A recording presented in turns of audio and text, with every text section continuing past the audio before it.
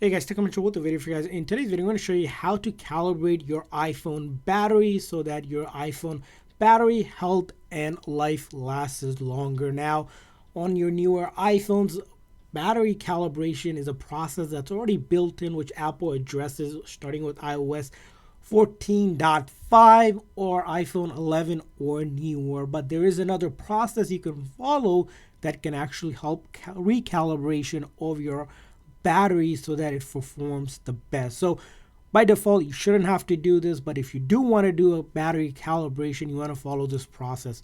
The first thing is you need to go ahead and charge your battery to 100%. Now, in order to do that, you need to go into your setting of your iPhone and then go to battery, and then under battery health and charging, you'll see there's a charging optimization. Now, battery optimization, you need to go ahead and turn to none so it doesn't limit it, and you can do it until you do this other process. So turn it off none so that it could actually charge to 100%. Now, if you're using optimization, it might start slowing down after you hit 80%, or if you had an 80% limit, it will stop at 80%. So you want to do none so that you can charge your battery to 100%.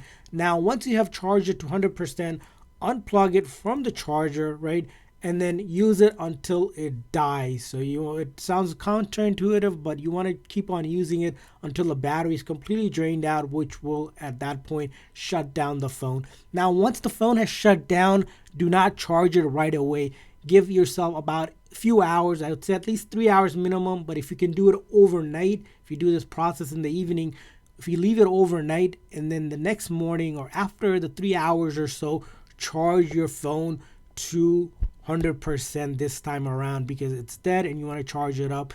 And once you do 100%, the calibration process will be complete. And then go back into your setting of your iPhone under the battery and then battery health and charging. And then you want to go back to using optimized charging for the best practice for your iPhone battery. So that's how you go about calibrating your iPhone battery. Again, it's not something you'll need to do, but if you do want to do it on a newer iPhone, or if you have an older iPhone, again, charge it to 100%, use it till it dies, and then basically wait a few hours or overnight and then charge it to 100% again. And that should recalibrate or your iPhone battery, and you should see improvement in battery life and health overall. So I hope this video was helpful. If so, please make sure to like and subscribe button for future tips and tricks for your iPhone and iOS devices. See you guys next time.